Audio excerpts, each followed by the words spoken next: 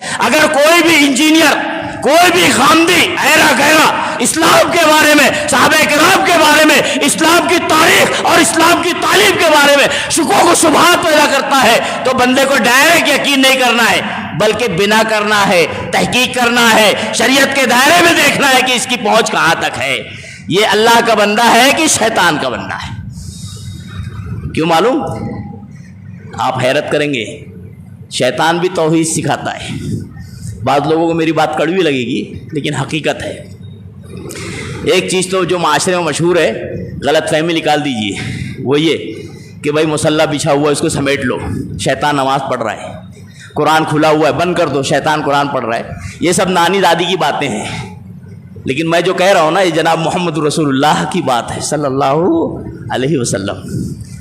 نبی کریم صلی اللہ علیہ وسلم کہتے ہیں، حضرت عمرو بن عاص رضی اللہ عنہ راوی حدیث ہے، بیان کرتے ہیں، ان احدکم یاتی علیہ الیہ الشیطان، تم میں سے ایک بندہ ہے شیطان اس کے پاس آتا ہے اور آنے کے بعد توحید سکھاتا ہے۔ کیا جانتے ہیں؟ شیطان کہتا ہے تو جانتا ہے من خلق ھذا، یہ آسمان کو کس نے پیدا کیا، یہ زمین کو کس نے پیدا کیا؟ بندے سے پوچھتا ہے، بندہ کیا جواب دے گا؟ ہاں اللہ نے پیدا کیا، اللہ نے پیدا کیا۔ نبی کریم جناب محمد رسول اللہ صلی اللہ علیہ وسلم قربان جائے کتنی باریکی بات بتائے ہیں۔ کہتے ہیں کہ اس کے بعد توحید ربوبیت سکھاتے سکھاتے ڈائریکٹ جو ہے آسمان سے زمین پر لا پھینکتا ہے، ایک سوال پیدا کر دیتا ہے، تو جانتا ہے من خلق ربک؟ نبی کریم صلی اللہ علیہ وسلم فرماتے ہیں جب شیطان یہاں پہنچ جائے فاستعذ باللہ، اعوذ باللہ من الشیطان الرجیم پڑھ کر ہٹ جانا چاہیے، جگہ بدل دینا چاہیے، اٹھ جانا چاہیے، اگر خواب دیکھ رہے تو اٹھ بیدار ہو جانا چاہیے، اعوذ بکلمات اللہ التامات من شر ما خلق پڑھ کے تھوکنا چاہیے۔ بہرحال میں بتا رہا تھا کہ غامدی اور انجینئر یہی توحید سکھانے والے شیطان ہیں، ربوبیت سکھاتے سکھاتے ڈائریکٹ گمراہی میں ڈال دیتے ہیں۔ کیسے؟ ایک دو مثال دے کے بات سمیٹتا ہوں، وقت مختصر ہوتا ہے، اور میں تو سمجھتا ہوں ان جاہلوں، بدبختوں اور شریعت پر ڈاکہ ڈالنے والوں کا یہاں پر منبر نبی پر اور اتنے مبارک گھڑی میں ان کا ایک منٹ کا ایک لمحے کے لیے تذکرہ نہیں ہونا چاہیے، لیکن چونکہ میرے نوجوان دوست، میرے ساتھی مسلمان ان ایرے گہروں کے پیچھے پڑ کر گمراہ ہو رہے ہیں، اس لیے ان ایرے گہروں کی باتوں کو منبر نبی سے بیان کرنا پڑتا ہے۔ اعوذ باللہ من الشیطان الرجیم۔ ایک دو مثال دیتا ہوں بس۔ غامدی ہے نا، دیکھیے میں تو نہیں کہتا ہوں دیکھو جب تک یہ جانکاری ہے۔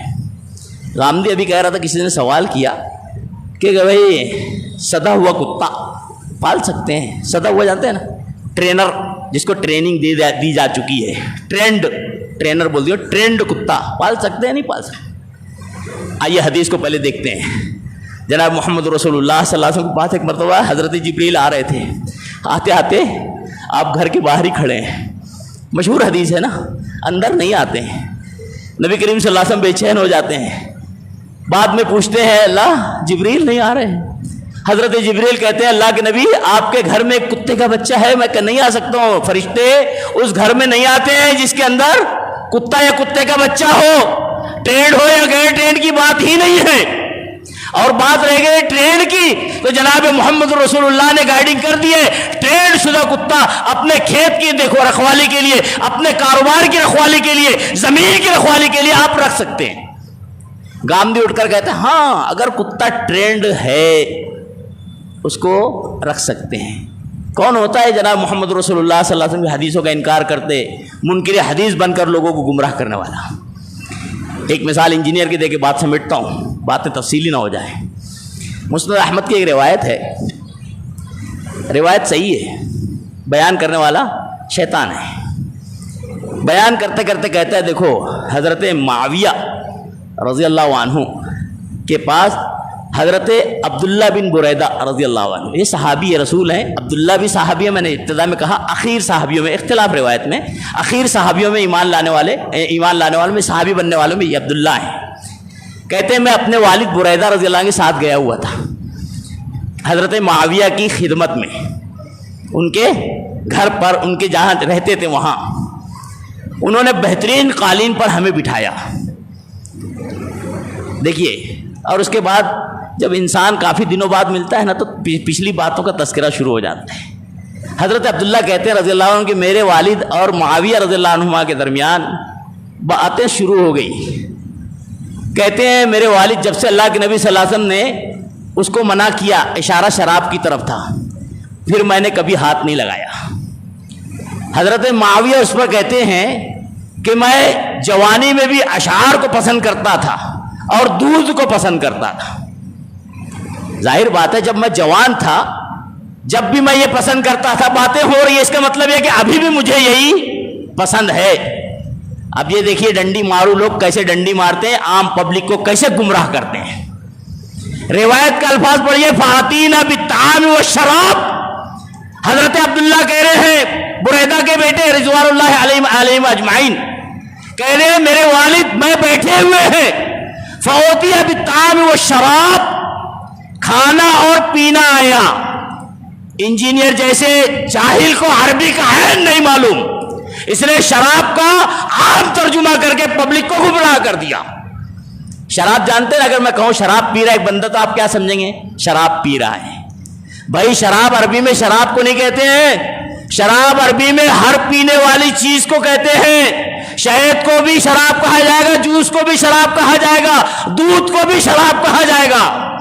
اور جو شراب جس کا انجینئر جیسے جاہل نے توڑ مڑو کر ڈنڈی مار کر یہاں پہ بیماری کی ہے، اس کے لیے عربی میں خمر ہے. خمر باتیں پرانی ہو رہی تھی اس کو جوڑ دیا اور آگے فوتیا بالطعام و شراب کو جوڑ دیا. فاکل معاویہ، میرے سامنے میں دیکھتا ہوں کہ کھانا اور پینا لایا گیا، معاویہ نے کھا لیا، معاویہ نے پی لیا رضی اللہ عنہ. بس اتنی بات کہہ کے دیکھو حضرت معاویہ کیا کرتے تھے، عام آدمی یہی سمجھیں گا نا.